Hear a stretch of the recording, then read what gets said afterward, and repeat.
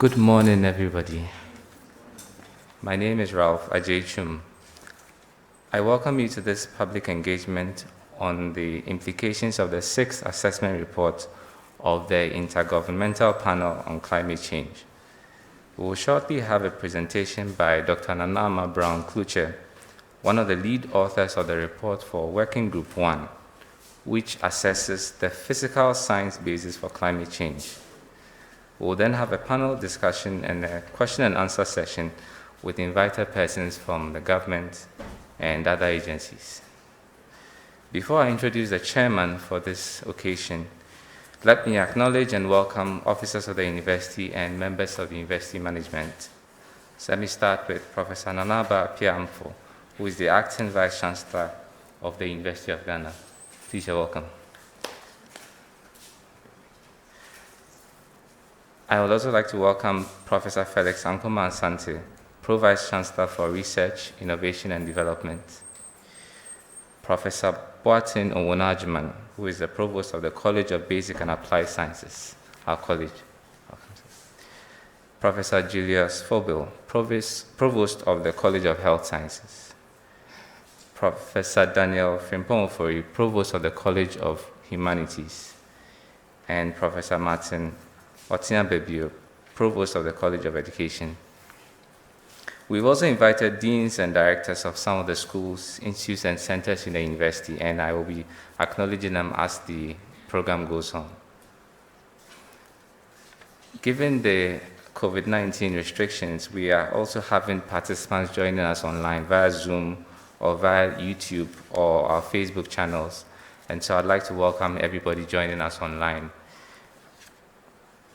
This program is being held under the auspices of the School of Physical and Mathematical Sciences under the College of Basic and Applied Sciences. And the Dean of the school, Professor Sandu Mark Idana, is the chairman for this occasion. So before I invite him to give his remarks, let me give a brief profile of our chairman.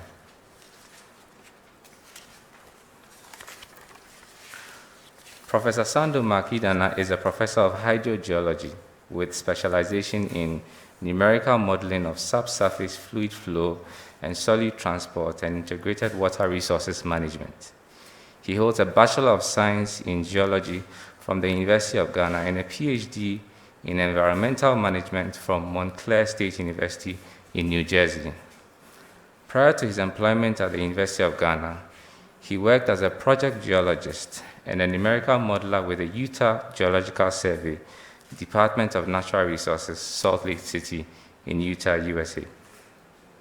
Prof. Idana has published widely in the fields of numerical groundwater flow modeling, hydrochemistry, geostatistical applications, and advanced statistical applications in the geosciences. His research works have been cited extensively by his peers in all continents. He has supervised over 16 PhD students and 40 MPhil or MSc students. Prof. Idana has consulted for several national and international organizations or agencies, including the Embassy of the Kingdom of the Netherlands, the European Union, the United Nations Development Programme, the Water, Climate and Development Programme, the Water Resources Commission of Ghana, the Ministry of Environment, Science, Technology and Innovation, and Arusha, Ghana. Prof. Idana was among the international consultants who reviewed the performance of the Natural Resources and Environmental Governance Program for the Government of Ghana. He has contributed as a lead scientist to the development of the basin management plans of most basins in Ghana, including the White Volta Basin, the Pra Basin, Tano Basin, Oti Basin, and the Black Volta Basin. Professor Idana is the coordinator of the Danida White Volta project and an investigator on several other funded projects. He is on the editorial board of the Journal of African Earth Sciences, where he serves as a regional editor for West Africa and a subject editor for hydrogeology. Prior to his current appointment as the Dean of the School of Physical and Mathematical Sciences, he was the head of Department of Earth Science. He has also served as Departmental Examinations Officer and School Examinations Officer for the School of Physical and Mathematical Sciences. He has served on many boards and committees, including the University Academic Board, Appointments and Promotion Board, and others. Prof. Idana is currently the chairman of the College Academic Quality Assurance Committee of CBAS. He has directly led and contributed to fundraising totaling over 21 million Ghana cedis for research and capacity building projects. As Dean and Head of Department, he has also facilitated the procurement of equipment and software worth over $40 million. Please join me in welcoming our chairman to give his remarks. All right. Thank you very much, Ralph, for that introduction. Madam Vice Chancellor, Provost of CBAS, and other provosts here with us, colleague deans and directors, heads of departments, college secretary, directors of ministries present with us, physically and online, media men and women with us, ladies and gentlemen. It is a big privilege for me to stand here to chair this occasion on the discussions of the recent report of the IPCC on our climate, the current situation, and what the future holds for us. It is a delight to also acknowledge the fact that one of our colleagues, in the person of Dr. Nanama Brown-Klucher, was one of the authors of such a report. Now, working together with SMC, the School Management Committee, and the heads of department, we thought it most appropriate that we bring to light some of the issues that are highlighted in the report, especially those issues that are of local concern and those issues that border on West Africa. Madam Acting Vice Chancellor, it cannot be missing on us that the impacts of climate change are all over and they affect all spheres of our endeavor. In the international news, 3 days ago, I noticed that Mali, a country of Mali which is in our sub-region, is seriously ravaged by unprecedented droughts. Rivers that were serving as sources of water for livestock watering and also irrigation have dried out, and that is leading to unprecedented challenges. Vulnerable communities are impacted the more. In our own terrain, we notice that coastal settlements are being eroded because of sea level rise and encroachment of seawater into coastal communities. Up north, we are contending with erratic rainwater patterns, prolonged droughts, floods, unprecedented floods, that are also affecting not only the local communities in those areas, but they are affecting us as a nation and will ultimately affect food security if not checked. It is on the basis of these facts that we thought it wise for us to convene and initiate discussions on the way forward.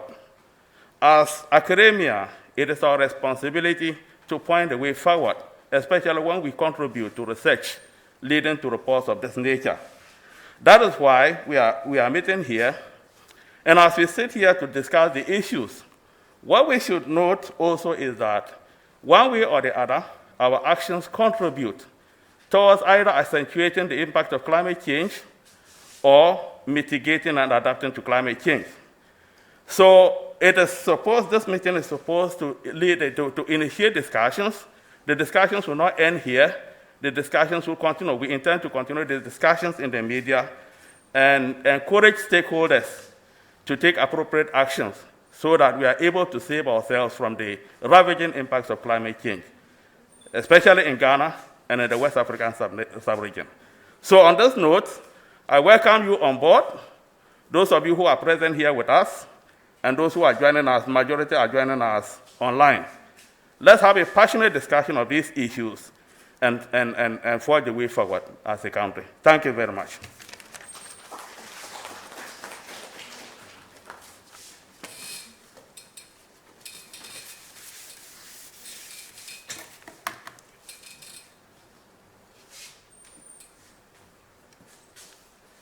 Thank you very much, Mr. Chairman. So before the main speaker gives her address, let me now invite the Acting Vice Chancellor of the University of Ghana, Professor Nanaba Piamfo, to give us some remarks. Thank you.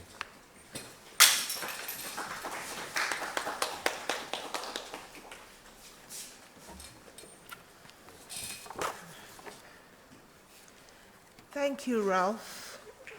And let me take advantage of the protocol that has already been established by our dean and host and acknowledge everyone who is here with us, from our university officials, provosts, deans, directors, those who are joining us online, our partners, and everyone who's made time for this.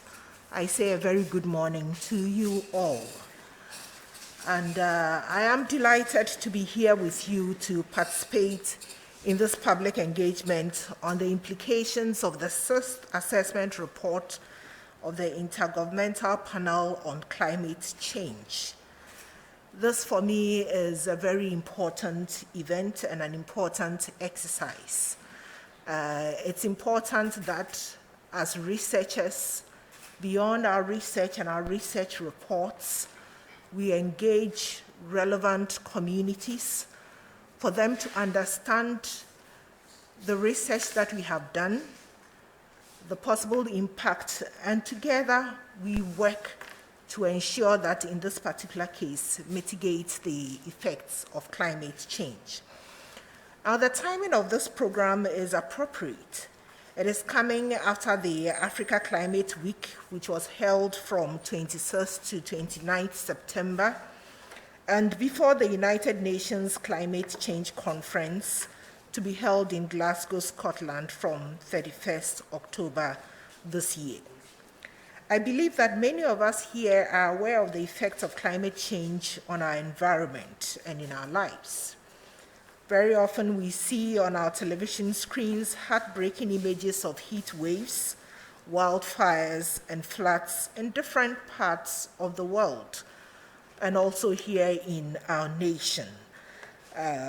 Yesterday we had some rains, and then we heard about the floods all over. Of course, some of these are human-induced, whether through our actions or our inactions. But there's also a considerable amount which is as a result of climate change that we experience throughout the country. The frequency and severity of these extreme weather events is predicted to increase due to the negative effects of climate change. The situation in Ghana is captured in the National Climate Report released by the Environmental Protection Agency in May 2020. The report states that climatic conditions in Ghana have severely deteriorated over the past 3 decades, and this situation is likely to continue. Climate-induced events like floods and droughts are increasing yearly in the country.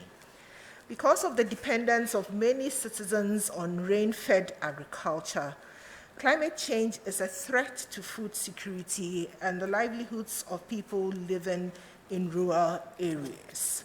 And of course, the impact of this goes beyond the rural areas. The National Climate Report also stresses the need for climate change research in Ghana, which focuses on national priorities. At the University of Ghana, several units and individuals conduct research into various aspects of climate change and related areas. Let me briefly list a few of these units and some examples of the work being done. Well, we have the Center for Climate Change and Sustainability Studies. It is headed by Professor Erasmus Owusu. Is he here with us? Yeah. Okay, hi, Prof. And it has the objective of coordinating and promoting research and advocacy into climate change and sustainability. The research areas of the faculty are diverse, spanning areas from climate change issues in economics, biodiversity, health, food security, sustainable resource management, including water resource management, the green economy, environment, and renewable energy. We also have the Climate Change Working Group, and it is led by Professor Samuel G.K. Adiku. Is he here? Was he able to join us? Or he's probably joining us online. Yeah. Hi to you, Prof. And this working group has produced 2 books that collate climate-related research works and bring to light the current understanding and impacts of the phenomenon. The first, titled Climate Change, Variability and Biophysical Land Use, places climate change within the context of weather variables and future projections, in nexus with agriculture, soils, plant growth, forestry, animal production, diseases, and carbon footprints. The second book is titled Climate Change in Ghana, The Human Dimension. This focuses on health, livelihoods, gender, and adaptation options. It also analyzes Ghana's experience with the climate policy regime and the implications for development mainstreaming. The two books provide a one-stop shop for readers interested in climate change research in Ghana. We also have here the Institute for Environment and Sanitation Studies, headed by Professor Kwesi Appianing-Addo. And this institute conducts research and training programs on issues related to environmental management and sanitation.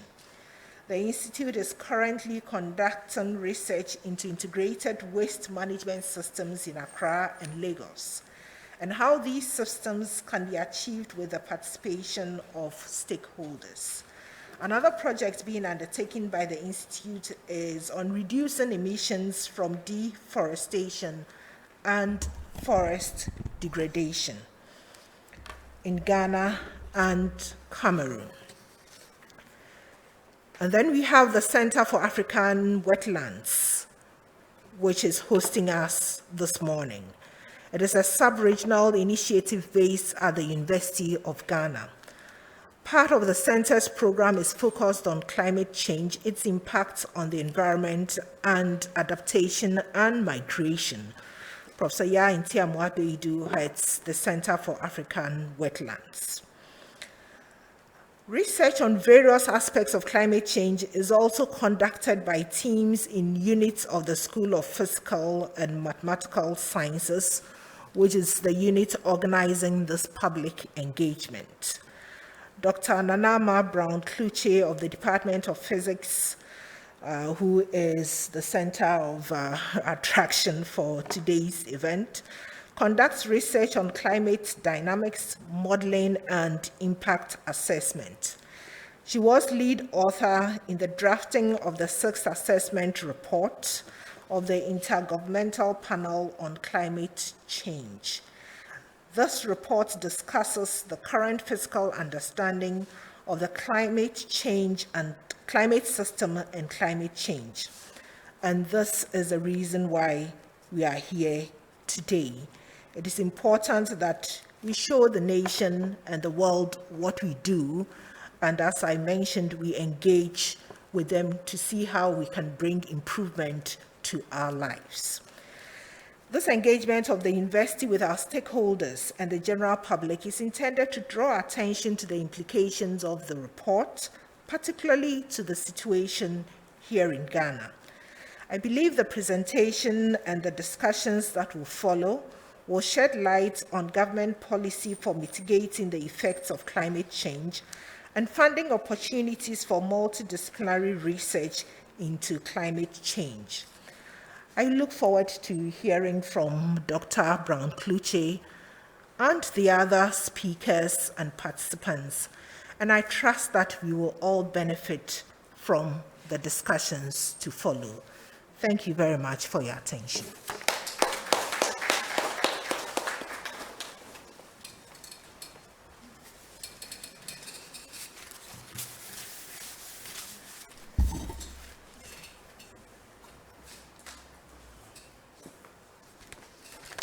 Thank you very much, Madam Vice Chancellor.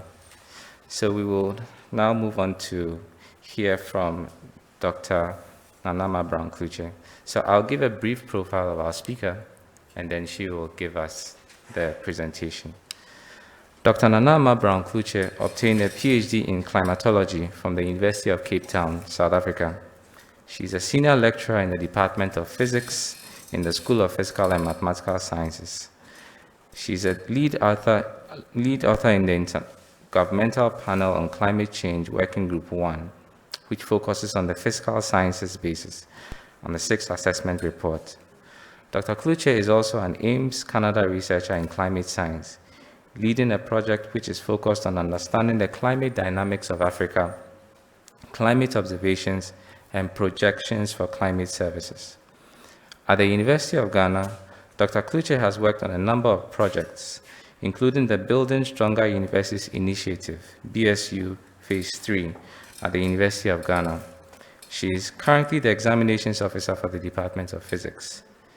In terms of public service, Dr. Kluche has worked in shaping public policy on climate change. She was a contributing author to the 2020 National Climate Report, contributing to Chapter 4, Climate Change Vulnerability, Impacts and Adaptation Assessment. Please join me in welcoming our speaker, Dr. Nanama Brown-Kluche.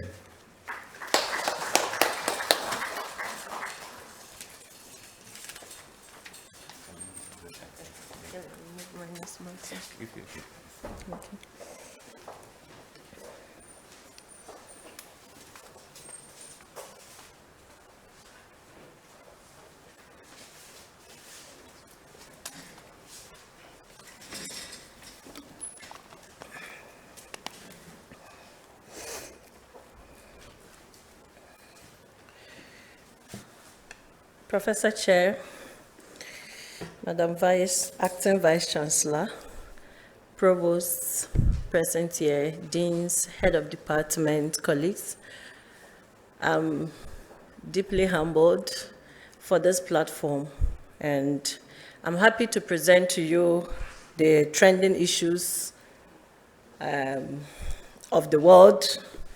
May I have the presentation, please? Yes, so I want to present the IPCC SIT assessment report, the relevant portions for Africa, West Africa, mostly. So this presentation was prepared by myself, my colleague, Refran, Bamba Sila, and I thank all the African lead authors to the SIT assessment report. So we take motivation from just yesterday's announcement of the Nobel Prize winners from physics, and all of them, all the three, were focused on climate change. I must say that the first two, Manabi and Klaus, were my colleagues in Working Group 1 assessment reports. So I'm really proud that I belong to such a team who have made this report available. So we take a motivation from this. Thank you very much. So I want to, by way of introduction, bring up this fable of the popular boiling frog. So typically, when you put a frog in a boiling water, it will jump out almost immediately.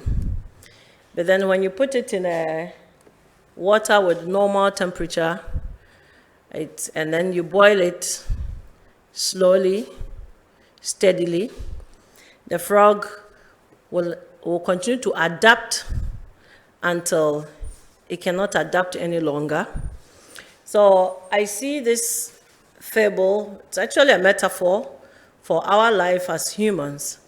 And we can see the boiling frog, the water, the boiled water, the frog is leaping out of it. We can associate it with the COVID-19 situation that we are in.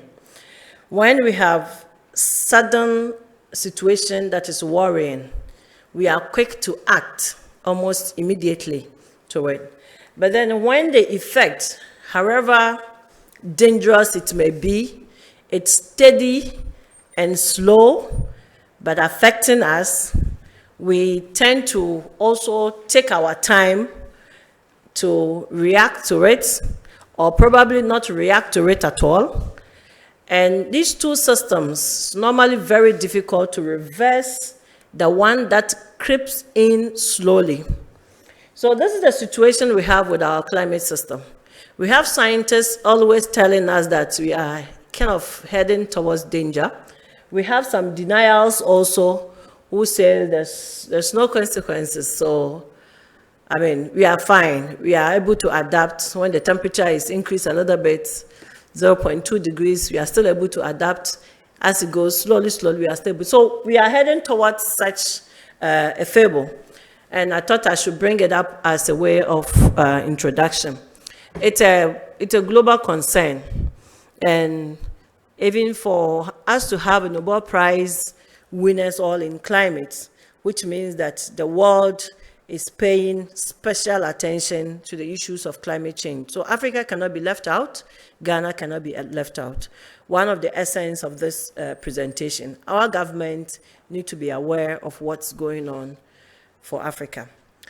I also want to give a broad overview of the IPCC, the Intergovernmental Panel on Climate Change. This is kind of an organogram, and I will show you where I fall in. So we have the IPCC plenary, which is a group of nations who are signed up to the United Nations, who are members of the plenary. So every country delegates member onto plenary meetings. So they do their approvals of the reports, approvals of IPCC programs. There's a secretariat that supports IPCC activities.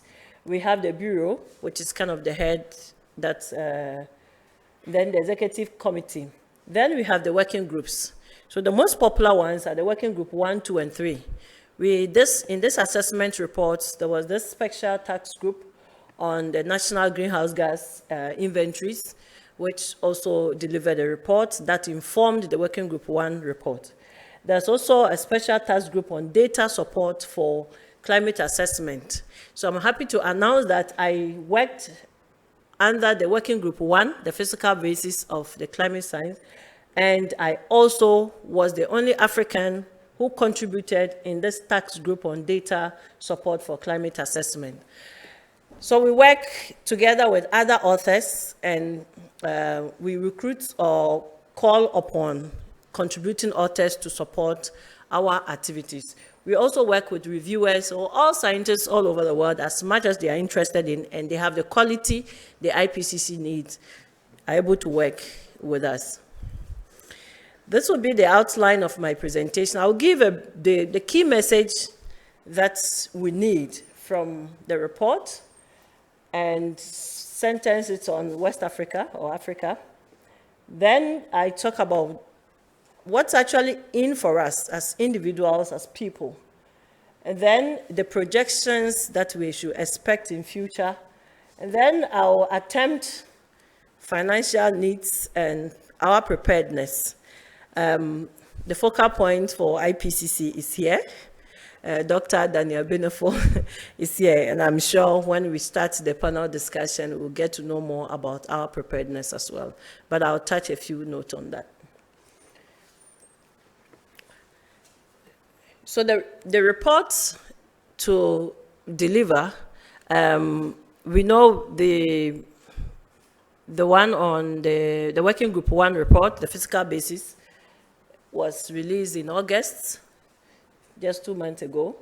So you can see the dates for these ones have been delivered already. So this is for the SIT assessment cycle. It didn't just start with the Working Group 1 report. It started way before then, where we had a special report on 1.5 degrees Celsius in October 2018 that was released. Then we expect the Working Group 2 report to be released in February 2022, and the same year, April 2022, the Working Group 3 report, then the synthesis report, and then the global stock taking will continue with it. So this is the overview of the SIT assessment cycle. For our consumption, the Working Group 1 had over 200 lead authors and 517 contributing authors. Statistics of men and women percentage, but only 8% were from Africa. So lead authors, contributing authors, reviewers, and all that, all together we had just 8% from the 234. The report writing is a very comprehensive process. We had reviewed altogether 14,000 articles. And we had drafts, so we have first draft, second draft, and the final draft. So altogether, we had received 78,000 comments all around the world. So every draft is sent to government and scientists to review and comment. It's a very transparent process. So just thought I should show you the list of lead authors and reviewers from Africa. Basically, 19 of us from Africa had worked on the report. So Morocco, Senegal, Madagascar, South Africa, and all that. There are two of us from Ghana. Dr. Benjamin Lamte lives in the UK. Yeah, so it's still motivating. Ghana represents two up there. Okay, now, the key issues. Where are we with our state of the climate? This is an undisputable fact that the climate change is causing a lot of impacts. We have experienced extreme events, we have experienced heat waves, heavy rainfall, droughts, frequency in all the events that are happening are increasing. And there's rapid widespread of these changes as well. So in the atmosphere, in the ocean, and also in the biosphere. So where we live on land, there are changes we are experiencing, and it is widespread and it's rapid. We have the changes occurring also in many different ways. And then we can also testify that we have increased the global temperature from 0.8 degrees Celsius to 1.3 degrees Celsius. On this, the UNFCCC had charged all countries who are members of the United Nations to try to limit the global temperature below 1.5 degrees Celsius. So this was agreed in Paris, so we have this popular Paris Agreement. How do we do that? In some areas, we have accepted that these issues of climate change are limiting the global warming and the 1.5. It has become a moral issue. Now, places in the report we can find information about Africa. We have the regional chapters. We have chapter 10, which is linking global to regional climate. So whatever is occurring at the global scale, it's linked at the regional scale. Then chapter 11, we have the weather and climate extreme events in a changing climate. So this touches on regions, Africa, Europe, Asia, and all that. Then we have chapter 12, which talks about the climate change information for regional impact for risk assessment. So this cycle, we have very specific issues on risk for different regions. And then the Atlas, the 13th chapter, that is my focused chapter, that assesses and analyzes and assesses regional changes in mean climate. Under the Atlas, there's this interactive Atlas, which is novel. It's the very first time the IPCC have introduced this, and it gives the flexibility of scientists or interested people to interact with maps. So we look at the spatial and temporal analysis of the mean climate. And so it links also to other chapters, but it's focused on region. Then we have also produced the regional fact sheets, which gives quick information to readers. Still on the key issues, we have tagged this report red-coded for humans. So it is clear this time IPCC was bold enough to explain how humans have contributed to global warming. And it's clear from our models, the climate models, we have improved so much with artificial intelligence, so much that we can clearly separate the natural climate change from the human-induced climate change. So these changes wouldn't occur this much or at this rate if humans were not contributing to them.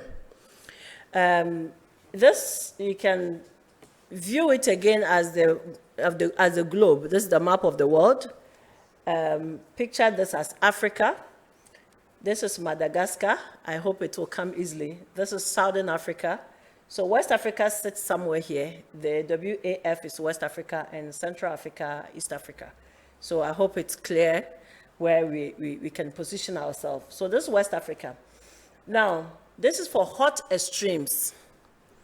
Hot extremes are going to even increase, and there's medium confidence level.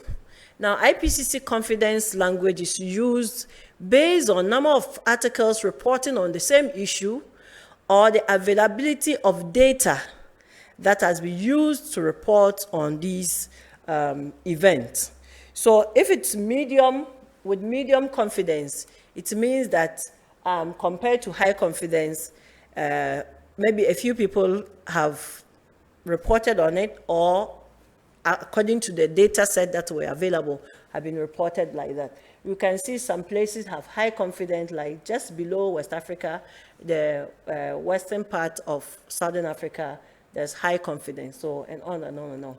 Where we see gray, it means that there's low agreement of our climate models, so climate models are showing different signals of change, or the confidence is low. So this is for hot extremes. We also have droughts, which is key. I heard the VC mention the droughts. I heard the dean or the chairman also mentioned droughts in areas, even in the news you saw for Mali. So this is of great concern for us in Africa, because we depend mostly on rain-fed agriculture. So where we have droughts, it's a threat to our food security and threat to our livelihood. And it's also clear that it's increasing. Droughts is going to increase, though there's a low confidence, and the low confidence, as I explained, does not mean that it will not happen, but it means that the available information couldn't put it in a high confidence or medium confidence, but rather low confidence. Now, a few more points. So, projected extremes are going to become larger and in direct relation with the global warming. So we see a clear correlation between frequency of events increasing and as the globe also warm faster. So intensity, which means the magnitude at which the event occur, and the frequency, how often they occur, are all going to be on the rise. We have experienced hot extremes. We are going to experience heat waves, marine heat waves, heavy precipitation even more, and then the droughts for agricultural drought. I'm going to also talk about sea level rise in the next slide. Okay. This shows the frequency and intensity of extreme events. This is for hot temperature extremes over land. How events will be in 10 years. So this is per 10-year event. We can see it's a little bit, it's comprehensive. So we need to take our time to digest it a bit. So the top panel here, it shows the frequency per every 10 years. And then below it shows the intensity of this event. So this for hot extreme, this for heavy precipitation, this for agricultural drought. There are a lot of variables in the reports, but I teased out what I would say is, in quotes, necessary for Africa, what needs urgent attention to be focused on in Africa. So we have the hot extreme, heavy precipitation, and agricultural drought. So now, at the pre-industrial level, up to the 1900s, before humans started industrialization, if the frequency of hot extreme occurred once, when the globe warms by additional 1 degree Celsius, it will occur 2.1 times the hot extremes in 10 years. In another 10 years, if the globe warmed by 1.5 degrees Celsius, it will occur 4.1 times. And that is the frequency, and goes on and on. Then in terms of intensity, it gets, when the globe warms by 1.5, Africa will be 1.2 degrees Celsius hotter. When the globes warm by 1.5, Africa will be 1.9 degrees Celsius hotter. So also on and on. In the same trend we have for heavy precipitation. Heavy precipitation is also going to, should I use not multiply, but also increase in frequency, 1.3, 1.5, 1.7, 2.1. And the intensity in terms of its written percentage of wetness. So it will be 6.7% wetter when the globe warms by 1 degree Celsius and on and on. Then for the agricultural drought, agricultural and ecological drought, areas are going to dry. Pre-industrial level, if it occurred once, at global warming of 1 degree Celsius, which is actually the present, because we are within the 1.5. We have warmed up to 1.3 degrees Celsius. So within that 1.1 to 1.3 degrees Celsius, we are experiencing already drought, which is 1.7 times compared to pre-industrial level.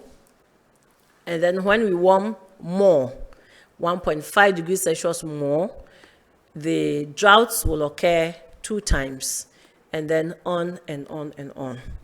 These are projected with high confidence. So which means that all models are saying the same thing, or more than 80% of the models are saying the same thing. We can't go wrong at that. Now I bring us home to the climate impact drivers. So this is my own figure, not in the report, that I use to explain what the climate impact drivers are. So the impact drivers, we see it in the variables that we know around us. We know what is wet, we know what is dry, we know wind, we know snow, we know ice. We know, we can talk about air pollution, radiation from the sun, we know the coast, we know ocean, we know heat and cold. So these are drivers that are going to affect our everyday activities. And so these conditions are directly affecting our livelihood, our ecosystem, our lifestyle, our everything. And they are going to have positive or negative or a mix of them for us and in all that we do. Now, at the global scale, we can see how the projections of heat stress are going to be. For this pathway, the socioeconomic pathway 1, for 2081 to the end of the century, that is under about 2.6 pathway, we can compare. This is heat wave that is greater than 41 degrees Celsius. So this is far future, near future, and far future. We can easily compare how the heat waves are going to become in the future. So even for near future, where you see more red, so now let's look at the scale. So at this scale here, we have, going to the red, we have up to about 200 days per year of us having heat stress. So getting into the blue, it's negative. So where you see blue, which you don't even see on the map, so cold areas are not going to be anymore. Where it is white, it's -1 + 1. Most areas will have that. Most cold regions are rather going to have -1 + 1. And then where it's normally warm, tropical regions are going to be even hotter. This is a concern. Now for drought, it's also going to be stronger in future. And we can also check, these are events per decade. So number of times drought will occur per decade is also shown for far future and SPMS 1. So which means that if you stop using fossil fuel now, if we pay attention to the rules that limit global warming to 1.5 or below 1.5, the situation will still be like this to the end of the century. If we don't, and then we behave as we are behaving now, using fossil fuel the way we use it, we drive our cars and do things the way we do normally, this is near future, this is far future. We can compare. Things are going to be worse and even more devastating for our drought in future. Okay. Now, this is for sea level rise. We are already experiencing it in Ghana and a lot of coastal regions in the world, experiencing sea level rise. It's going to be more extreme. Our models have more than 80% of them are green, so where we see the colors, and where it's just stripes, less than 80% are gray. We don't even see much of that on the map. So which means that even at the global scale, all models are agreeing to extreme sea level rise. And this is the scale. It's going to the red, it's in meters, up to 1 meter or more for the sea to rise. So these are also projections in when we try to limit the use of fossil fuel now, to limit global warming at RCP 4.5. To the end of the century, this is how things are going to be. In 2050, when we leave RCP 8.5, we leave things as it is, this is how the sea level rise is going to be. And when, for near future and then in far future, it's going to be to rise even more. We are experiencing this at Qatar and almost all the coastal areas in the country. So what we have to do, we need to do. So this also shows, I say, a beautiful picture of, or more simplified picture of the events, extreme events. So this the legend, the heat, mean precipitation, heavy precipitation, flood, and all that. So for us in West Africa, extreme heat, stands tall. We have coastal erosion, that's also key. And then we have heavy precipitation that will also come.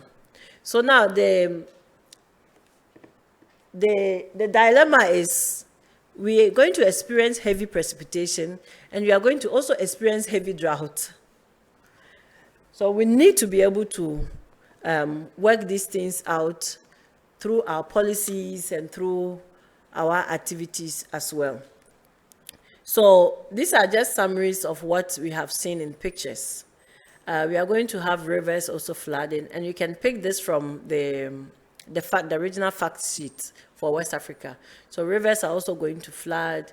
We're going to have drying and increasing of agricultural droughts. We're going to have, more drought if the globe warms up to 4 degrees Celsius. And then mean wind speed will increase and heavy precipitation will also increase. This has been repeated severally.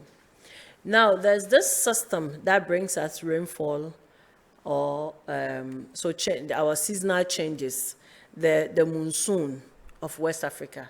So it's projected that the monsoon is going to increase over central Sahel, and it will decrease at the western Sahel, where Senegal is. And the monsoon season will also have delayed onsets and delayed retreats. We have experienced this even last year, last 2 years, and this year. If you remember, this year's rainfall, it didn't start when it's supposed to start or when we have known it to start. It's rather started very late, and as yesterday, it rained heavily. So these changes will continue to occur and even more if we don't do anything about them. There were a few gaps or a few information which we didn't get for Africa. So which means that we didn't have enough research on things like landslides, river flooding, fire weather, windstorm, dust and sand, tropical cyclone over the African region. So all the literature reviewed didn't have much of these events recorded. But other regions, Europe, Asia, had them recorded. So Africa, we need to up our game in this climate research. So jumping quickly on financial needs, I picked this statement from a report of one of the UNFCCC report that Sub-Saharan Africa needs about $377 billion US for climate adaptation and $222 billion for mitigation investment. How do we get this?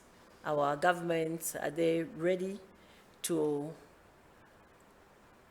allow budgets up to this for just the sub-Saharan Africa for our climate issues, adaptation and mitigation? There are a couple of sources of funds, but we have barriers in accessing climate funds.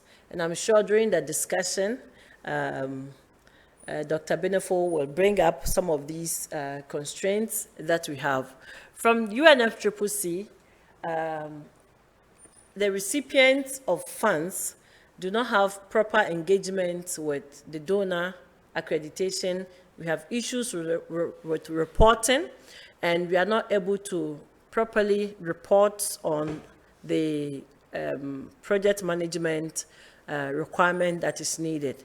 The IPCC, the last assessment report, the AR5, also highlighted the inability of recipient countries and institutional framework to deal with and coordinate the wide range of current and anticipated initiatives.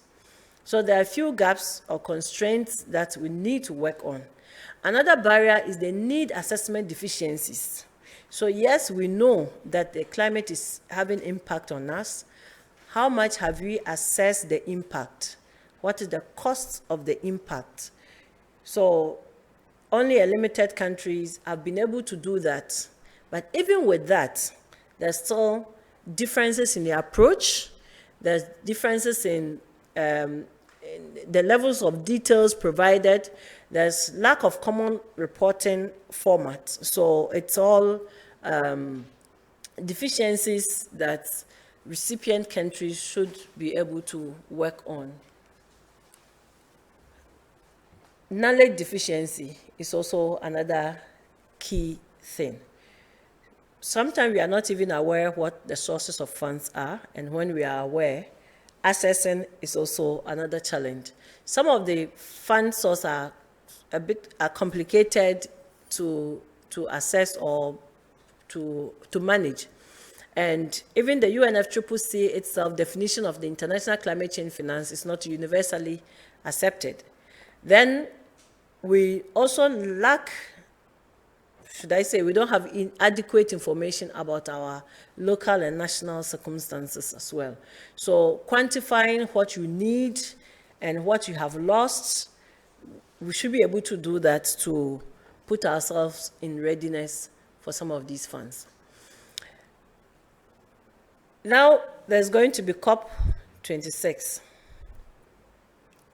I'll ask this question: what are we presenting at COP? What is our adaptation needs?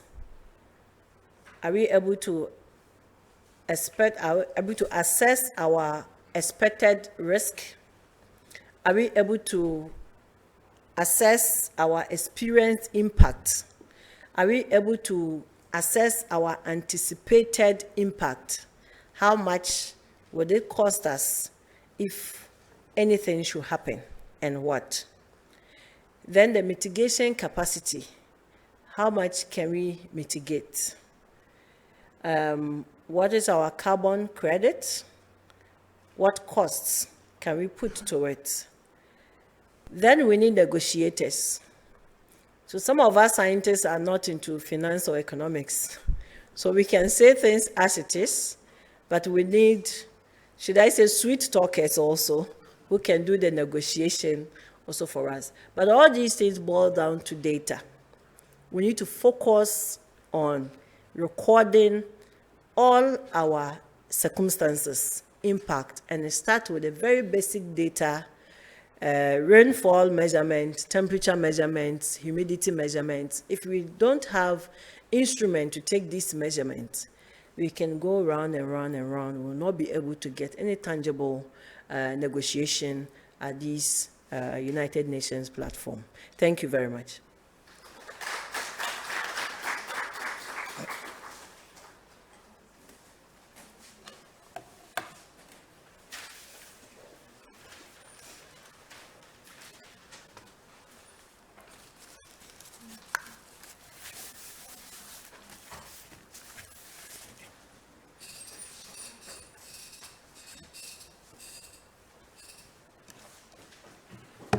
Thank you very much, Dr. Kuche, for your presentation. So we will then move on to the panel discussion and the Q&A. Now we have quite a lot of panelists. We're going to have some of them at the table, and then we're going to have the others closer to the front so that we can direct our questions and our contributions to the panelists. So as she mentioned Dr. Benefo, who is from the Environmental Protection Agency. So Dr. Benefo, if you are here, could you please join us at the table? Thank you very much. Okay. We had invited some other panelists from the Ministry of Environment, Science, Technology, and Innovation. But I think they are, I don't know if they are joining us online. We also have Dr. Emmanuel Obobi from the Water Research Institute, from the Council of Scientific and Industrial Research. Welcome. You can join us if you want. Yeah, thank you very much. Online, we have joining us via Zoom, Professor Clement Allo, who is a hydroclimatologist, Department of Earth and Environmental Studies, Montclair State University. He's joining us via Zoom, so we'll take his contributions online. And then in-house, we have Dr. Joseph Anson, who is a senior lecturer at the Department of Mathematics, Dr. Alison Felix Hughes, who is a senior lecturer at the Department of Physics, University of Ghana, and Dr. Edward Akom, who is a lecturer, Department of Earth Science at the University of Ghana. Thank you all for joining us. So, before we start the discussion, let me welcome some of our deans and directors who have joined us. I have here Professor Augustine Oklu, who is a dean of the School of Biological Sciences. I think that's him. Thank you, sir. And then there's a rep for Professor Irene Ejire, who is the dean of the School of Agriculture. Professor Erasmus Owusu, who is the director of the Center for Climate Change and Sustainability Studies.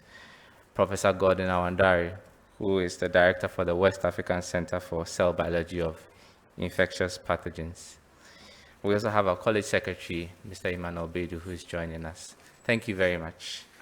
So let's move on to the discussion. So before we start with some questions, maybe you'd like to tell us a bit about your background and then your comments on the presentation. So we can start with you, Dr. Bobi. There's a mic over there.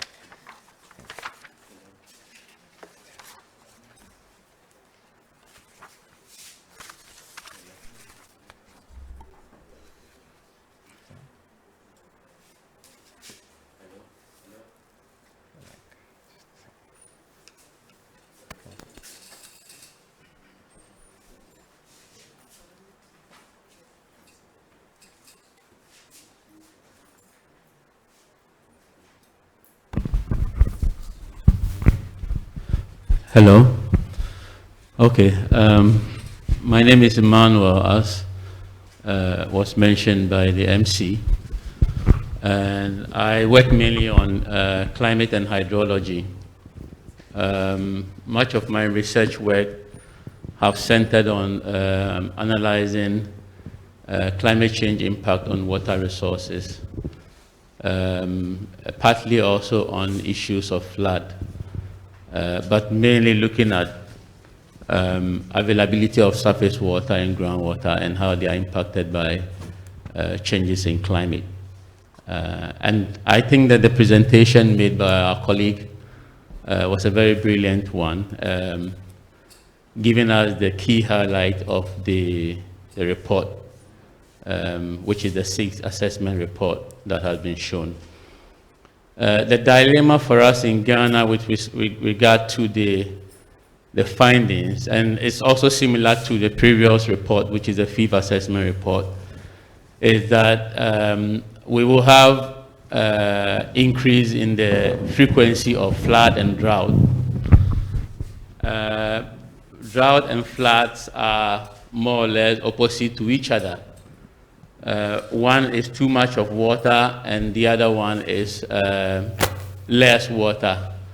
And sometimes when you have such results from major studies of this kind, it becomes very confusing for the policymakers in terms of which direction they think they should go. On one hand, you say there will be too much water that is going to flood and cause destruction, but on the other hand, then you have shortage. And therefore, it's very difficult for them to situate that within planning and implementation of development agenda. But I think we can add clarity to it by extending the research from the global regional level to our national circumstances, and to be able to clearly point out to the policymakers in which areas or in which time frame would you have more of drought, and in which areas would you have the risk of flood increasing, and to make it much clearer. But as our colleague indicated, for some of these indicators, there are very little studies done on them at the national level. So you don't have enough information to inform the policymaker in these areas. From our perspective as a CSR institution, we've analyzed some of the impact on a number of river basins, but there are quite, a bunch of river basins across the country that there have been no analysis on them in terms of the impact of climate change on river flows and generally water resources. And the reason is that you don't get a lot of funds from within the national system pumped into some of these analyses or studies. And you depend a lot on, say, donor funding calls for having a project executed. And in that regard, there are specific requirements, and sometimes it doesn't really line up well with the national interest. And so you end up not being able to cover what you consider as very essential or important areas of analysis for the country. And I think that going forward, we need to get our policymakers to understand the importance of putting money into some of these research that are needed to translate the data from such a global and regional scale into assessing the local impact for all the key and important sectors that are that pertain to our national development, so that you can have enough information to be able to inform the kind of planning and policy that we implement in the country. That way, we'll be better prepared to adapt, we'll be better prepared to mitigate some of the impact that have been mentioned by our colleague. Thank you very much. Thank you. Thank you very much. Okay, thank you very much, and good morning to everybody. My name is Daniel Benefo, and I work with the EPA, the Climate Change Unit of EPA. I've been in this space for almost 15 years, and have read a couple of the assessment reports. I think this is not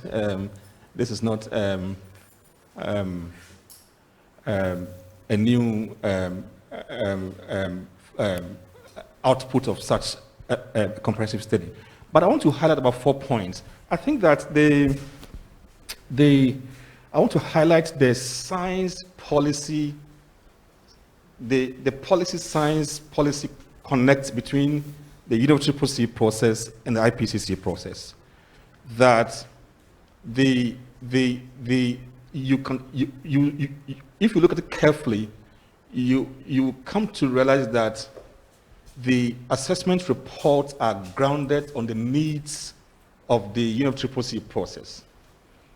And the UNFCCC process are countries that have come together to share a common vision to really tackle climate change. So their needs are rather reflected in the work of the IPCC.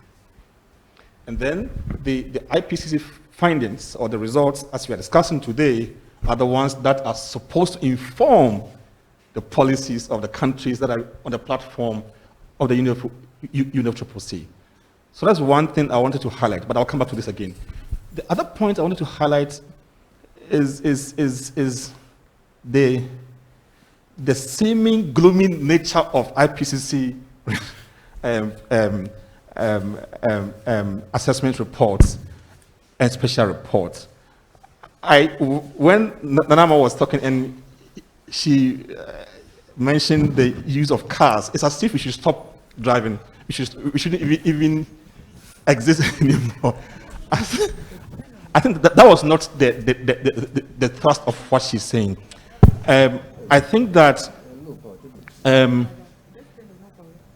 whether we like it or not, the conversation of the climate is no more a pure scientific environmental issue. It has found itself in the realm of economics, trade, and even social discourse. And it is important to begin to have a look at it from that perspective. My other point is also about what it means to national government. As the governments are preparing their programs to tackle climate change at the national level, at the community level, and at the global level. 3 points comes to mind. First is the agency or the timeliness of the actions that the countries are supposed to take. The other issue is also about the ambition of the country programs. The other issue for me is the things that we need to get these programs implemented. Because IPCC reports are supposed to inform what the individual countries put forward as their country reports. Currently, the 1.5 degree goal and even the 2 degree goal, the combination of the current country submissions, there's still a gap, right? And therefore, even when we put together all the country NDC contributions, as is being put forward by the countries, there's still a gap in trying to help achieve the 1.5 degree goal. But it comes with very critical reasons that whilst Africa may not be at the center of causing the problems as is being shown to us, we appear to be the ones to bear the most brunt of it. So there is this cliche in Africa that, oh, Africa is not the one that caused the problem, and therefore Africa should continue to do whatever it's doing. And therefore, we are supposed to sit back and allow others to take lead. But I want to end with this very important point, that most countries in Africa are natural resource countries. And Ghana is not different from it. And we trade with these partner countries. They are our trade partners. We do things together. Now, my point is that Africa can decide to close its eyes, don't do anything, continue to do whatever it's doing right now. And I hold the view that the consequences of the policies that are put in place by other countries would affect Africa, even if we don't act. And I think that for me is a very fundamental issue that we need to hammer or drum home to our policymakers, the key policymakers. One issue that I want to highlight is this issue about fossil fuels. And I'm sure the former board member of EC is here. I think this issue is a critical developmental issue for countries in Africa, that we cannot develop without relying on fossil fuel. And at the same time, the whole world is on the path of transition, or the so-called energy transition. The question is that, how then do we position our economies in a world where we have fully decarbonized? And where will be the place of fossil fuel that drives our economies and social policies? That I think is very crucial.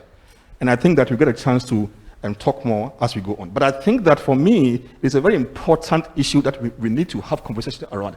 Where do we place our economies, even as the world begins to decarbonize at a faster rate? Thank you. Thank you very much. Thank you very, very much. So that leaves lots of avenues to discuss. Please, is there a second mic so that we can get some comments from? Yes, Paul, please. The panelists are on this side. But before then, so maybe the one question to Dr. Benefo. If you look at the National Climate Report of 2020, and I was taking a look at it, there are some initiatives for adaptation, mitigation. I saw things like the bus rapid transit system. And most of the comments that come from there are insufficient funds to see through the project. And one of the things that has come up is the funding gap. So where do we start from? Where is the way forward for that? Thank you very much. I think the issue of funding gap, for me, I see it from three angles. First one is at the global level, and the politics around finance. Before 2020, the industrialized countries, for who had in the past are known to be responsible for the pumping of these emissions into the atmosphere, had, as expected, agreed to mobilize $100 billion every year, made available for countries who are suffering from climate change to use to access it and to address climate change by 2020. The evidence available to us do not suggest that this pledge had been fully redeemed. And that creates a certain mistrust among the parties.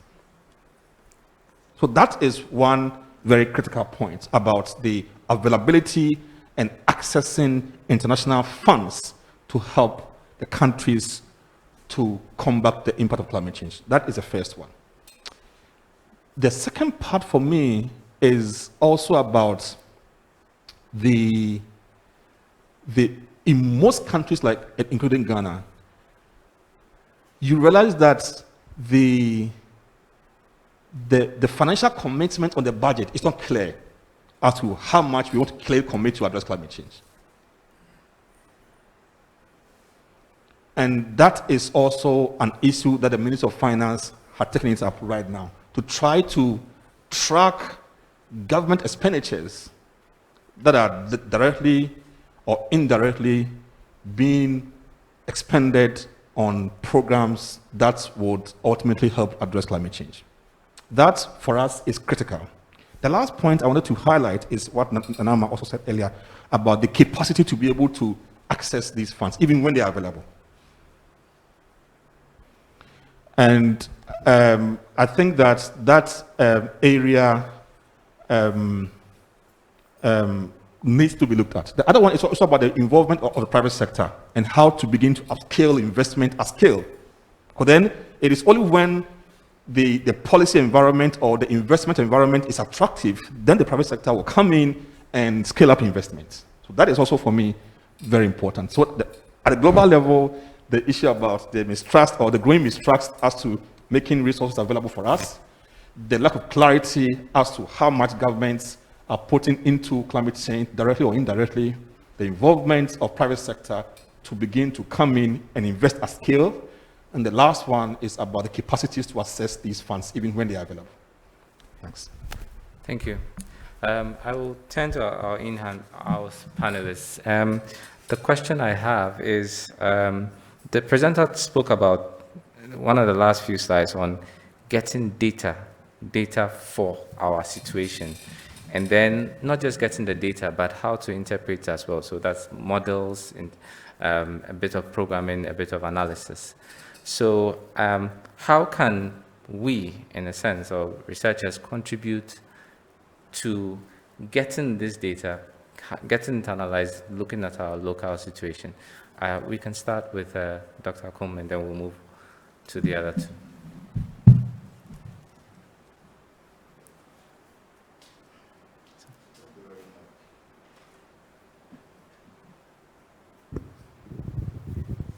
Okay, thank you very much.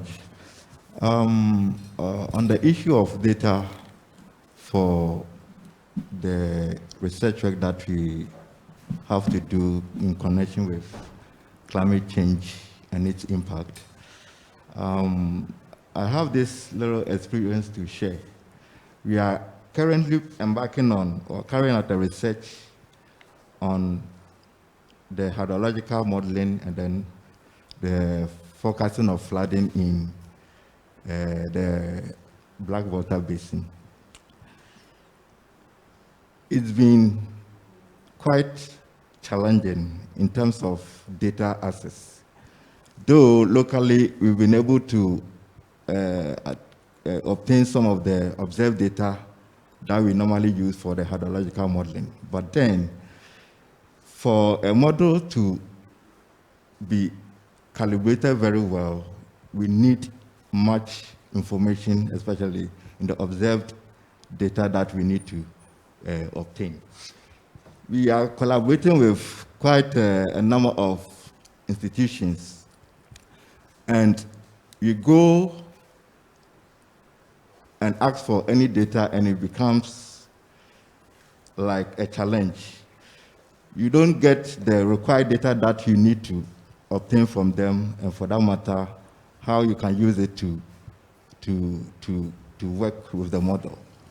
And as the presenter said, it is something that we need to look at when going forward for the purpose of coming out with models that are able to predict, and then for that matter, using it for adaptive measures for policy planning. We need to have a strong collaboration with our institutions like the Hydrological Service Department when it comes to the area that my specialty is in, that is hydrological modeling and then hydraulic modeling. As she said, in the river flooding, that is also a research area that we need to look at. To be able to collaborate with them effectively, get established instruments that are able to observe real-time data that we'll be able to use for our models. And then also, within our settings, that is at the university level, be able to also collaborate with the various departments that are within, because we share a common, skills when it comes to the holistic view of climate change and its research work. The Earth Science Department is capable of carrying out, let's say, the hydrological aspect of it, but then we also need support from our department, that is the physics and the mathematics department, also to come in to help us with the data that we require from the climate aspect for us to be able to come out with a holistic model that will help us to predict and then use it for management purposes. Thank you. Okay, so from earth science, let's move to physics and then to mathematics, as he said. Dr. Hughes, the same question. Let me also say that we are taking questions via Zoom, so once we go into the Q&A, we'll take questions from here, and then I will also read out some questions via Zoom. Dr. Hughes. Thank you. I would like to thank Dr. Nanama Brown-Cruce for the presentation, and to the point of lack of data. I believe that most of these reports that comes out are based on observations and also on providing forecasting and prediction for models. And these models need a huge amount of data. And I think she rightly pointed out that because of this, there's a lack of confidence in some of the areas of the forecasting. Data access is very important when it comes to looking at weather and, climate change. We need weather stations all around the countries to be able to get very good ground-based data that could be compared with data that we have from satellites, because it is this data that actually gave us what is the real situation on the ground. And because of the lack of weather stations around the country, we tend to rely on, weather stations by the University of Ghana. We rely on the data from the Ghana Met. But you see, sometimes the data even have so many gaps. And so the quality of the data becomes suspect. The equipments also tend to be sometimes off model. So I believe there's a need for the university and for government to look at this and try as much as possible to put weather stations around that will help us to, look at early warning systems. To be able to mitigate or to be able to build up resilience, we will need to know ahead of time. And with the data we collect from the actual ground-based data will help us a lot to be able to build a good early warning systems, which will be able to help the policymakers to quickly, look at issues which may affect whether it's agriculture or whether it's transport or whatsoever area. Just an example, Dr. Benifo and I and a few others have been looking at, this issue of inventory of greenhouse gases. And we have a kind of a challenge because you go to some of the districts and they don't have some of the information necessary. They don't collect it.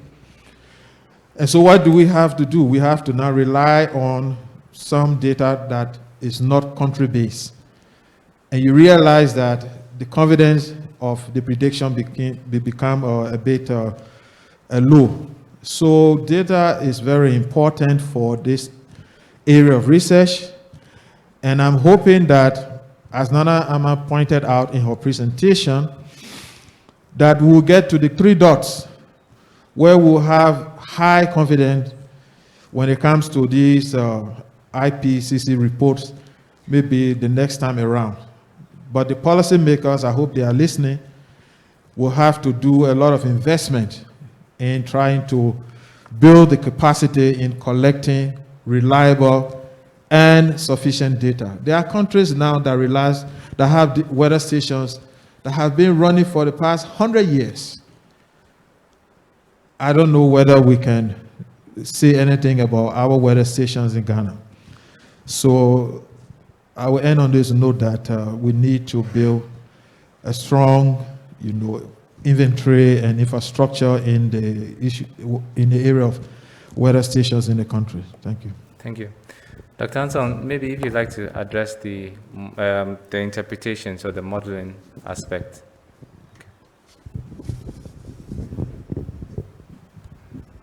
Okay, thank you very much for the opportunity. And thank you once again, Dr. Nanama, for your nice presentation. I probably don't want to belabor the point, but I still want to stress the fact that, Nanama ended by saying that you need the data to actually convince donors to give you funds to do research in these areas, which is very important. But apart from the funding angle to that, you need enough data and reliable data to be able to force your models, because your models need to be forced by some data. And using real observed data, of course, give you high confidence in the projections that you are going to give. So that is very important. Apart from that, I want to get even right into the models themselves, right? We are running these models using sometimes global models that are set. We're using regional models that are some people have developed.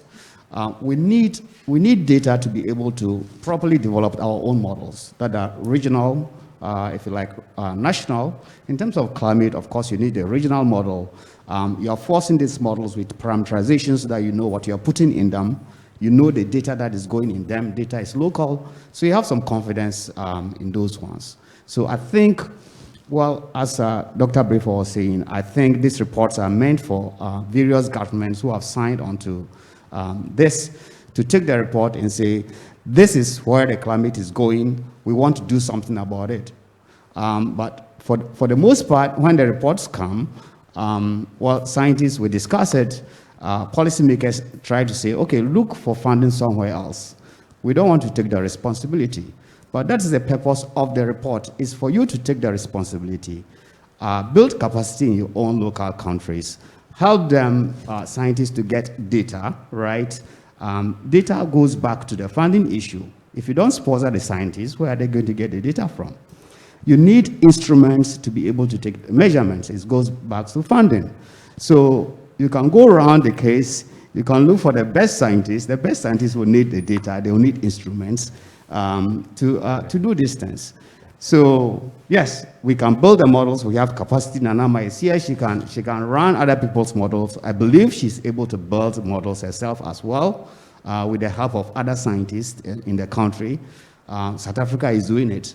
So why can't we do that with the capacity that we have in our university and other universities around the sub-region? So maybe that's, I'll end there. We can come back later. Thank you very much. Just a couple of very quick questions. One to Dr. Kluche. You talked about the number of scientists who contributed to this report, the number of Africans, number of Ghanaians. I think on yesterday on the BBC website, they talked about the fact that only about 1% of climate scientists in the global south get a lot of publicity from their papers. Most of the work is being done by scientists in the global north. So the question is, how do we reverse this trend? Because we need to look at things adapted to our situation. So in your opinion, how would we reverse the trend? Thank you. Thank you very much. IPCC selects authors based on quality. So first, the system must know you through your publication and also through your focal point. So your country focal points will have to nominate the experts when they call for authors or nominees for any activity, not any level of activities. They will still go through you still go through a selection process. So they insist on quality that is based on your work. Now for Africa, we don't have the numbers and we still have inadequate quality. So we need to start working towards the number. So we need to train more people in this area, and we need to also insist on quality. This is basically the answer I can provide to this question. The number and the quality. We need to invest in capacity building, and a quality one. Thank you. Thank you very much. And the last one to Dr. Bobi. Okay, so the question is, based on your work at CSIR Water Research Institute, how can we foster closer collaboration between the universities who are, well, as part of their work, they do the research into climate change, into water resources, and then your institute? Yeah. Okay, thank you. I think collaboration is important in some of these areas to be able to address the challenges that we have in research and implementation. At the moment, we do collaborate with a number of departments within the different universities in the country. So at UG, for instance, we have collaboration with the Earth Science department where we work on a project on flood together, and then we supervise students together as well. Also in KNUST, for instance, the physics department at KNUST, we collaborate with them a lot on issues relating to climate research and climate studies. So there are a bit of collaboration going on here and there, but I think we can intensify that and then take it to the next level, where we practically can be developing proposals together or developing science-based programs together not only for the climate, but for all the other areas that are important. I mean, because the climate gives you the basis, but now when it comes to looking at how that impact on all the other areas of society, then those are not really in the climate realm. So I think we need to intensify the collaboration. Very often, perhaps we rather see ourselves as competing for perhaps the same resources or recognition, and that's how come sometimes we like to go in an independent direction. But I think that it will do the country a lot of good if we collaborate together, intensify our collaborations, all in the name of delivering better support for our development agenda. So that's what I would say, that we need to intensify our collaboration through working together on proposals, also having joint MOUs on various ways that we want to work together. We are doing some already, but we can do that better. Thank you. Thank you very much. Thank you. Yes, please. We are going to open the floor for questions and contributions. I remember the last time we did this, Professor Klu had a question, and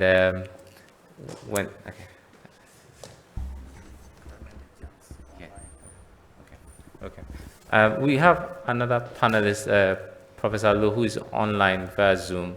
So we'll just take a quick contribution and then we will open up for questions. Okay.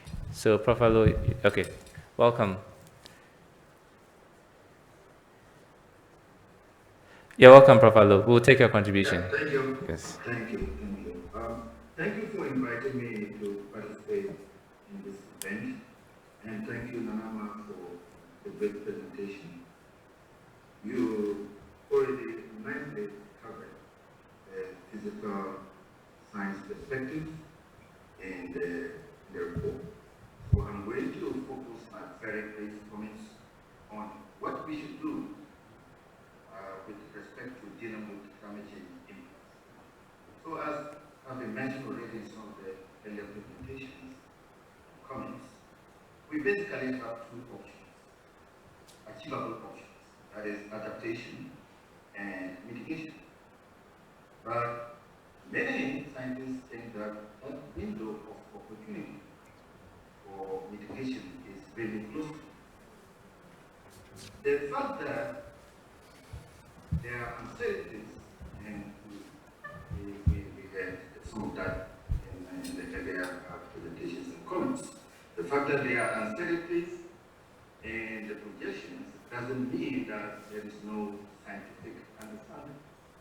And I think it is very important that we articulate this very well when communicating climate change policy making. So it is clear from the current state of our climate and the possible climate futures that there is an urgent need for political and more rigorous, more aggressive political engagement. For example, climate-friendly legislation can be an effective way to manage greenhouse gas emissions.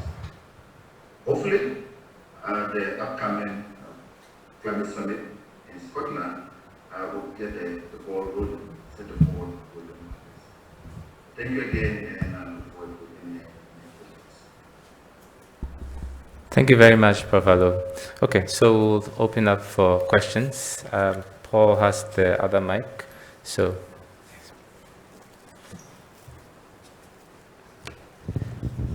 Yes. So thank you, Nana, for your nice presentation. But I was a bit taken aback later when you were answering the question to the MC. You said that Africa lacked the quality. That's why we've not been able to get up there. I beg to differ. Perhaps we need to couch it better. All the panelists alluded to the fact that data has become a challenge. And if there is that data challenge, it's going to be very difficult for you to get the needed instrument get to penetrate, if I should use that word adversedly, the international recognized journals. You need good data to be able to get good articles. And data, to me, is the responsibility of our government. In the work that you find yourself, we are looking at rainfall data, we are looking at temperature data. And these are, and must be collected nationally by the institutions responsible. If you go to the meteo stations, some of the instruments that they have planted in there cannot even be located. So if you pick data from there, there are a lot of gaps that you do have to estimate. Mr. Benefo's office, at times they have data that you have to buy. EPA, data on pollution, you will not get it for free. Some of these things should be, it's a national responsibility. If you don't get that data, and if government do not invest in some of these things, then it's going to be very difficult. After all, you have got there not from Nigeria, but from Ghana when you had the necessary facilities. So perhaps that's where we need to start from. My name is Otiam Ebio from Geography Department. Thank you very much. Thank you very much. The other hands up. Yes, please. Thank you. Please. So we'll take 3 questions from here, then I'll read the ones I have via Zoom. Nanama, thanks for the nice presentation. My concern is, I want to find out if you did something about, talking about the work that you guys did. Did you do something about groundwater prediction? I just want to know, you mentioned about the impact of drought for some number of years, and I don't know if you did something about groundwater, because groundwater, I think groundwater is also significant and in this particular work. Can I answer? Okay. Yeah, so our work is the physical basis of the climate. In other words, you can say physics of the climate. So what is happening in the atmosphere? What is happening in the climate system? Working Group 2 works on the impact. So it's the work for Working Group 2. So when the Working Group 2 report comes up in February 2022, we will see some of these impacts. So they will work on the impact of climate on water, surface water, groundwater, and all those. And so it's the work of the Working Group 2, not in Working Group 1. Okay, thanks. Thank you. Dr. Benefo, if you want to respond. I think Prof's comments, I'm not going to deny it. I think that's a fact, but we don't, if you don't sell climate data, I mean, the data on air pollution, I think is a bit different, but that is a bit different. But we put out the emission data is free. I mean, the one that we do in terms of inventory is free of charge. It's published out every year. But the one you are referring to is the air pollution data that the EPA collects from the various corridors in Accra. That I think is being sold. But the rest of it is free of charge, as we have it right now. I also concede the point that access to data is key, and also the fact that the arrangements around efficient collection of data for the country needs to be looked at. And when I say needs to be looked at, I'm referring to having adequate and predictable investment in those infrastructure. That I think is important. And I think GMET is one classic example where I think they are working hard to mobilize resources to really modernize their weather observation infrastructure. The other issue is also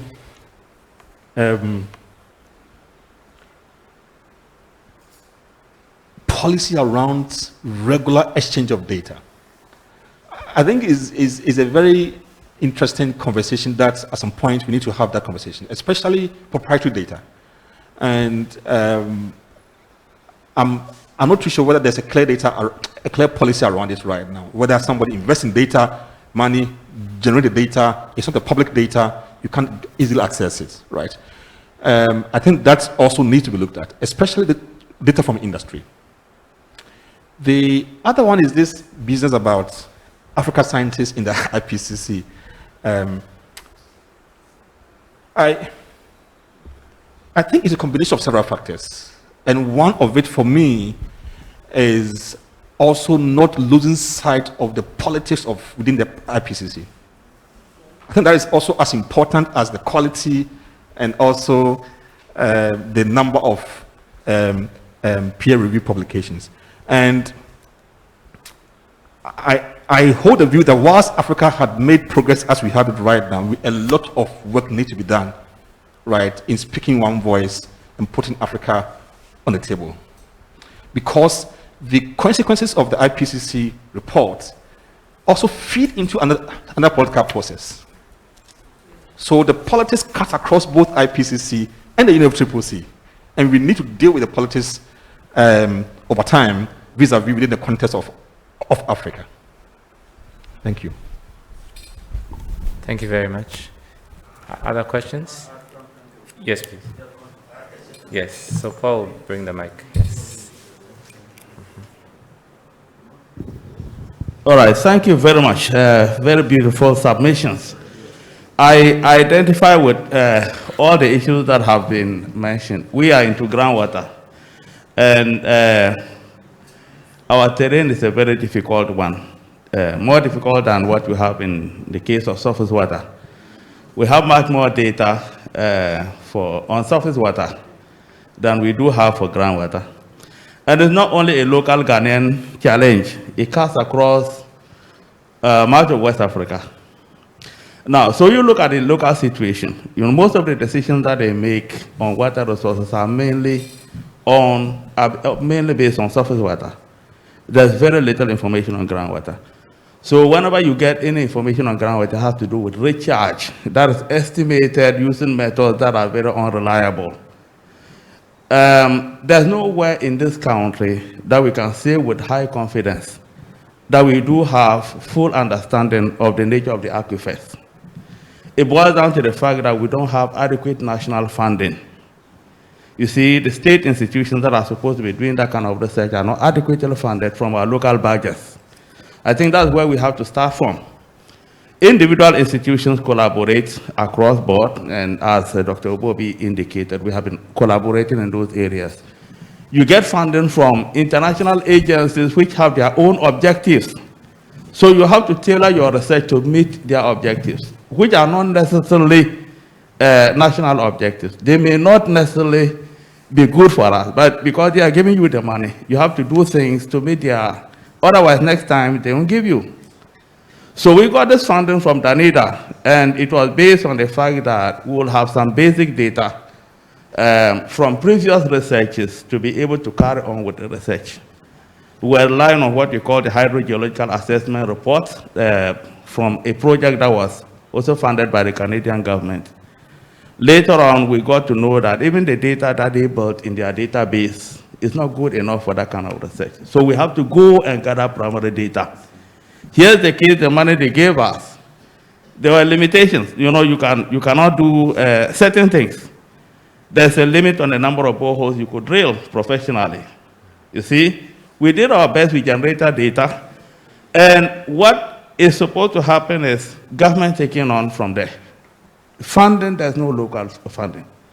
So maybe what our governments in West Africa can do is to increase, I understand they have been meeting, and whenever they meet, they make commitments. Those commitments never materialize. There was a commitment to increase budgetary funding to about, is it 2%? 1%, and nobody ever makes that. Nobody even reaches 1% of your budget to fund research. So we have our own problems. I agree with Professor Otin Ababio that it doesn't have to, it is not a case of lack of expertise in the region. The fact that you don't produce quality research accrues from the fact that you don't have quality data to drive that kind of research. And that accrues from the fact that you are not adequately funded. So if we can get our government to increase budgetary allocation to research, or even say that, because we don't even have budgetary allocation for research at all. I don't know of any research fund anywhere in Ghana that I can apply to for funding to be able to do certain research that will help the country. We have a lot of challenges. Coastal erosion, we have contamination issues. You see, climate change is aggravated by human behavior also. There are certain things that we are doing that we have to find the extent, we have to be able to do research, to be able to quantify the extent to which we are contributing to climate change, even locally. We are not able to do that because we don't have local funding. And as she said, and you, the other panelists said, some of the international funding agencies are very difficult to access because they have barriers. You have to meet certain conditions. And sometimes you have to do a little bit of research. And you need data to be able to do that research. You don't have that data, so you fail to access those funds. We have been going in cycles trying to access funding from a GCF, a Global Green Climate Fund. We get to a certain stage, they require us to have done some basic research. And the kind of research they want us to do, we need data to be able to, we need support to be able to do that. So until we get to the point that national authorities increase power.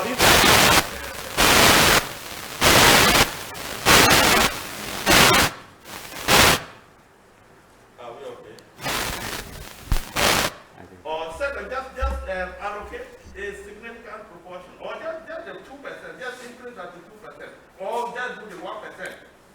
Just do the 1% and start from there. And also encourage the private sector to come in. You see, outside, when I was in Germany, for instance, you see, because of their architecture, the private agencies are encouraged to support research. So you can see a company, a CEO of a company calling a professor that have this amount of money because they are giving what tax rebate when they do that. Why can't we do that? I know in South Africa there's a little bit of that because I was engaging with a colleague in South Africa. And he was telling me that they get support also from companies because the companies get tax rebate to be able to support research. Why can't we do that? We have very huge companies in Ghana. Mining companies, petroleum companies, they have a lot of resources. We could work in policy to encourage them to support research, even if we were not able to do that from our budgets. So I think that's where the problem is. Collaboration is key. We have been collaborating, but I think we can do better, as has been said already. Thank you very much. Thank you. We have 3 submissions via Zoom. One is a comment, and then there are 2 questions. So I'll just quickly read the comment and then a couple of questions so that we can address them. So the comment is from Dr. Johnny Ando-Arthur, who is at the Department of Psychology.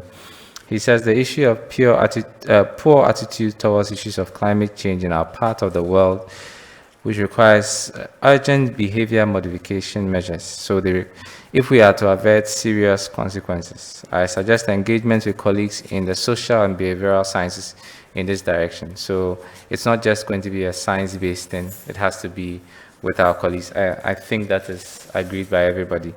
Okay, so the other one, the first question says, what do these insights on the use of fossil fuels mean for UG's carbon contribution?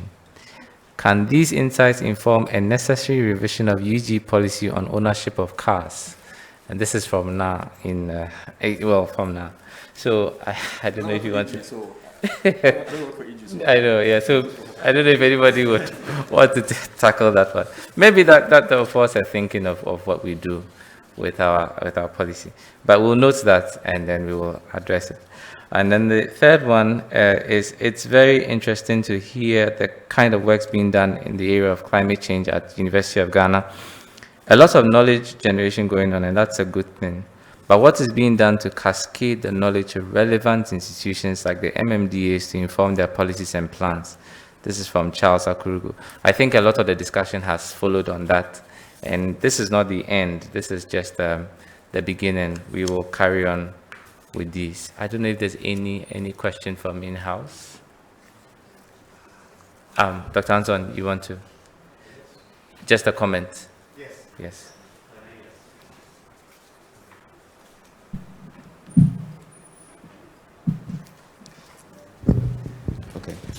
I wanted Dr. Nanama to answer to this question about drought versus a lot of precipitation. As Professor Anlo said, as scientists, it's important that we clearly communicate what we are giving the public. From my understanding from reading the report wasn't that we're getting mixed messages, but the fact is that the maps that we are being shown are aggregated. I mean, you take output from several models, average them, and you get that. But if you look at individual research papers, you have several variations spatially. And so, Dr. Ama, could you just respond to why drought versus a lot of precipitation at the same time? I don't think it's the same time. It's probably different periods and different locations. Thank you very much, Dr. So I think you have already answered the question. So we are already experiencing spatial variability. So that comes in, of course, in terms of heavy rainfall. So, for example, yesterday, it rained heavily. In a very short time, it was very heavy. Then we'll have a long break, and then it will come heavy again. So such events, the frequency of it occurring is going to increase. So it comes heavy, and when it comes heavy, even plant cultivation, crop cultivation is difficult.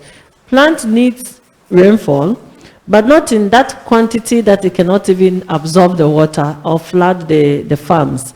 So that is the issue. And also for drought, we're also going to have that. We are already experiencing drought. It's going to also occur often. So that short period of heavy rainfall, and then we have a period without rainfall where we were going to experience drought. And also you clearly also mentioned the spatial variability. So whilst it's raining, let's say in Accra, it may not rain in, let's say, central region, but in Accra, rainfall will be so heavy, there may be flooding, there may be, some discomfort for people and all that. But then there may be drought in other areas. So we normally report them as, yes, this will happen, yes, that will happen. So probably if that's clearly clarify it, yeah. So it's in time and also in space. Thank you. Thank you. Okay. Let me acknowledge the presence of the heads of department who came to support us. So I'll start with the Department of Chemistry. So that's Dr. Mary Antichama. Thank you so much.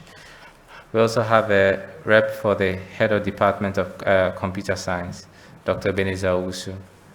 And we also have Professor Patrick Asamasechi, who is the head of the Department of Earth Science. Thank you very much. Dr. Anson is also representing the head of Department of Mathematics. Thank you. And then Dr. Martin Egbeogbe, who is the head of Department of Physics. I saw Professor Kwamna Duku-Abonsa, who is the head of Department of Statistics and Actuarial Science. And we have an external member of the School Management Committee of the School of Physical and Mathematical Sciences, Dr. Kwame Ampofo. Thank you very much for joining us. So we'll take the remarks from our chairman. We had remarks also from the provost, so the chairman will deliver that. Yes.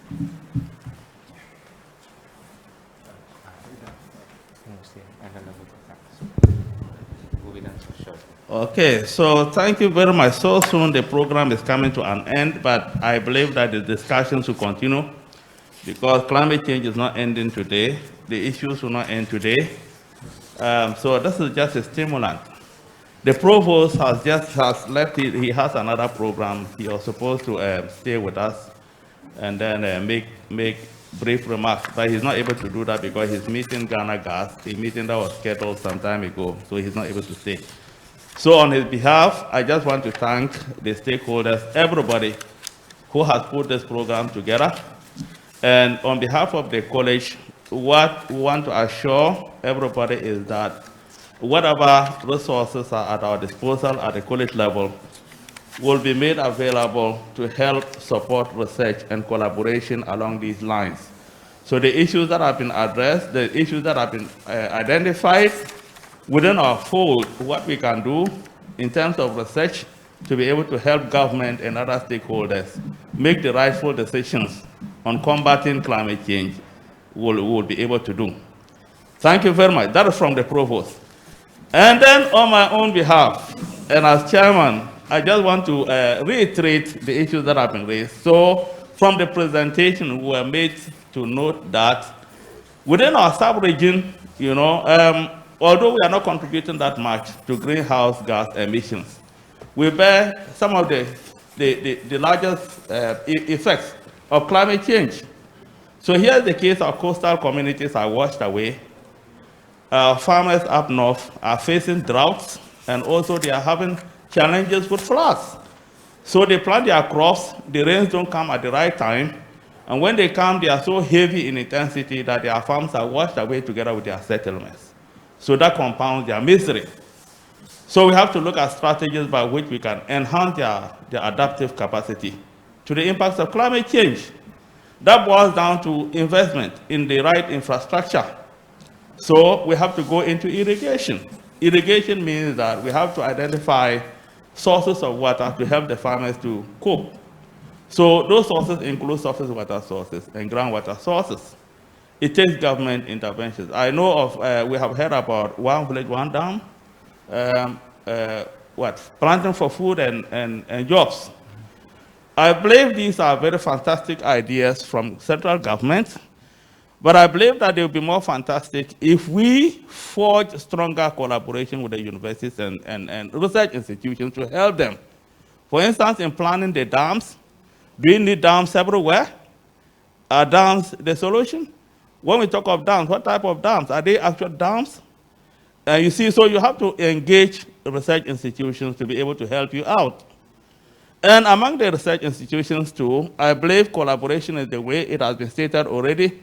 So we have to collaborate more. We are doing some up to a certain level. We have to collaborate more in terms of putting research proposals together and in terms of using the limited resources that we have to be able to do the right kind of research.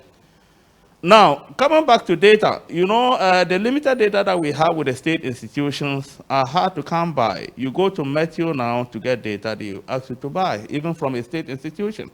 We have had to pay for data. And sometimes you have to negotiate. You negotiate up to a certain point, and you have to pay. Currently, I have them processed. We need barometric data to be able to correct our groundwater monitoring, pressure data from groundwater monitoring, so that we can do our own models. And you go there. We went there first. They said we didn't have the data, but later on we got to know that they had the data, but then you have to pay someone to digitize the data.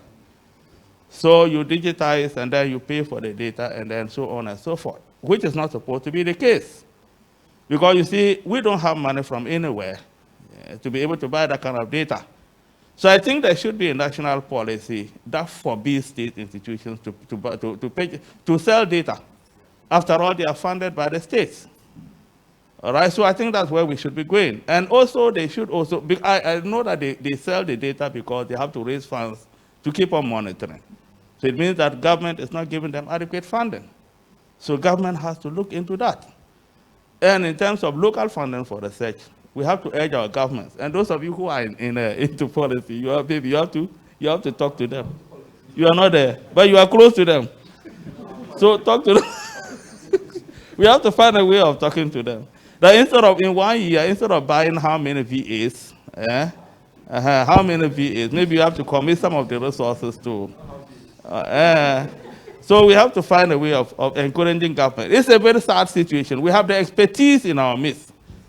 You have the expertise. You have your colleagues within Ghana and outside of Ghana. We have huge expertise at CSIR. The problem is we have limitations. You cannot do research without funding. So the quality that you generate in terms of publications has to do with the kind of data that you have, the quality of data that you have access to. So we have that is the central point.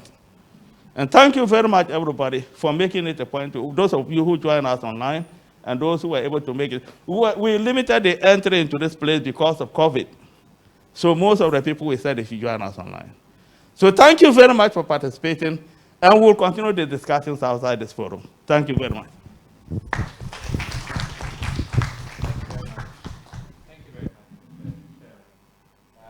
So just a couple of announcements.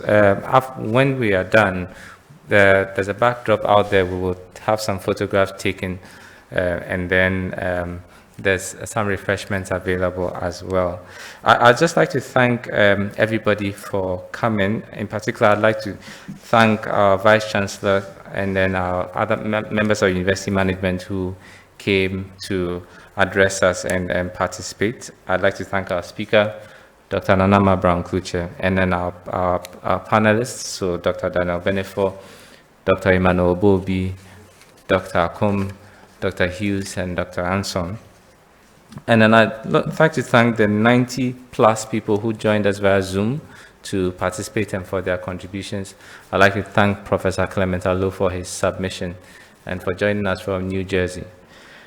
I'd like to thank the members of the Planning Committee as well, Dr. Collins Obua, Mrs. Mawina Abota, Dr. Prince Amponsa, and Dr. Godfred Bright Hagan. So thank you all, and like the Dean said, this discussion, this is not the beginning, and this is not the end. We are going to continue with these. Thank you very much.